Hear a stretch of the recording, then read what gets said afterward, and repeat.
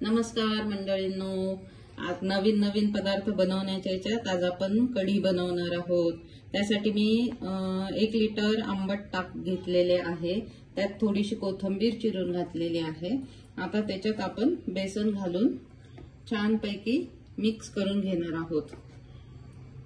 बेसन अंदाजे घालायचे आहे की जेणेकरून ताक थोडेसे घट्ट झाले पाहिजे आणि गुठळ्या सगळ्या मोडायच्या आहेत त्याच्यात।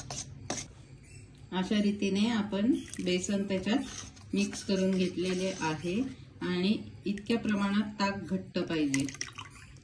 जास्त पातळ पण नको, अति घट्ट पण नको, म्हणजे कढीची कन्सिस्टन्सी व्यवस्थित राहील आणि टेस्ट पण छान येईल।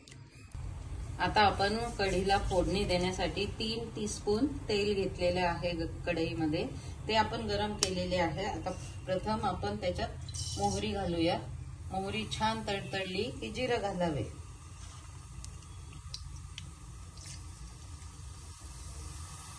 छान तडतडण्याचा आवाज येतोय ना, मस्त तडतडली जाते जिरं आणि मोहरी। हे बघा तडतड तडतड सुरू झालेली आहे। आता आपण त्याच्यात घालणार आहोत कढीपत्ता। कढीपत्ता घातल्यानंतर कढीपत्त्याला थोडा वेळ तडतडू द्यावे। छानपैकी खमंग वास येतो, त्याने छान अरोमा पसरतो। त्यानंतर त्याच्यात घालणार आहोत आपण हिरव्या मिरच्या। हिरव्या मिरच्या मस्त फ्राय होऊ द्याव्यात। गॅस मंद आचेवर करावा।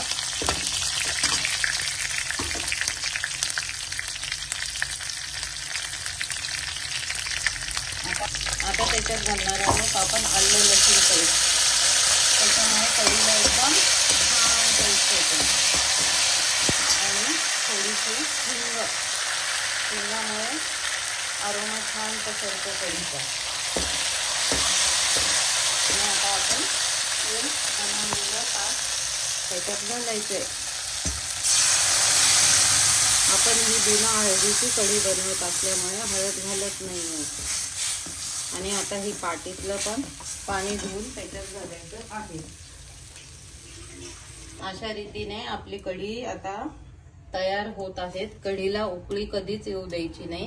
ती मस्त फक्त उतू आली दुधासारखी की झाली असं समजावं। त्यात मी कोथिंबीर घातली आहे आणि 2 गुळाचे क्यूब घालते। अर्थात किती आंबट आहे त्यानुसार तुम्ही ठरवा।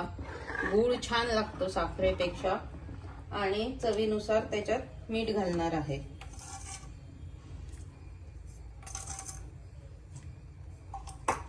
आणि आता कढीला ओतू येईपर्यंत आपण थांबूया थोडंसं। अशा रीतीने आपली कढी आता ओतू आलेली आहे, म्हणजेच छानपैकी रेडी झालेली आहे। आता आपण पकोडे बनवून घेऊया।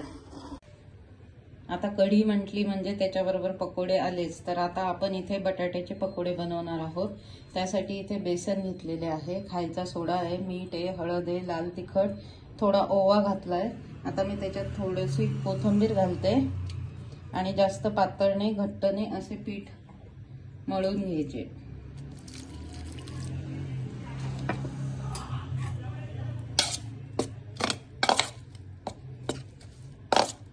जास्त पातळ पण पीठ नको आणि जास्त घट्ट पण नको, जेणेकरून आपल्याला बटाट्याचे पकोडे छानपैकी काढता येतील।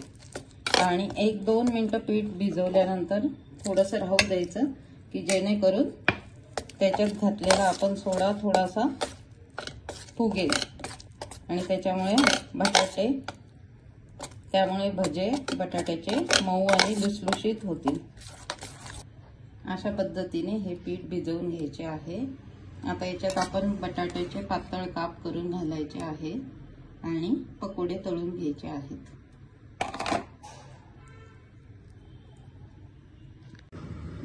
अशा रीतीने आता आपण पीठ भिजवलेले आहे। आता बटाट्याचे पकोडे तळून घेऊया छानपैकी तेलामध्ये। भजे काढताना किंवा पकोडे काढताना गॅस स्पीड मध्ये ठेवायचा। नंतर मध्यम आचेवर करायचा. तर आता आपण पकोडे मस्त दोन्ही साईडने छानपैकी परतून घेऊ किंवा तळून घेऊया. नेहमी पकोडे किंवा भजे तळताना त्यावरती गरम तेल वर्ण पण घालत राहायचं, त्याच्यामुळे ते खुसखुशीत होतात व छान आकार येतो त्यांना आणि मस्त फुगतात. अशा रीतीने आपले पकोडे बघा किती छान क्रिस्पी छान तळले गेले आहे. अशा रीतीने आपली कढी पकोडा आपला तयार झालेला आहे. ही पहा गरम गरम कढी. त्याच्यात आता आपण पकोडा घालूया. कशी वाटते रेसिपी? छान वाटते ना? तोंडाला पाणी सुटलं असणार. नक्की लाईक आणि सबस्क्राईब करा शिल्पाज मॅजिकल फूड सिक्रेटला. थँक्यू.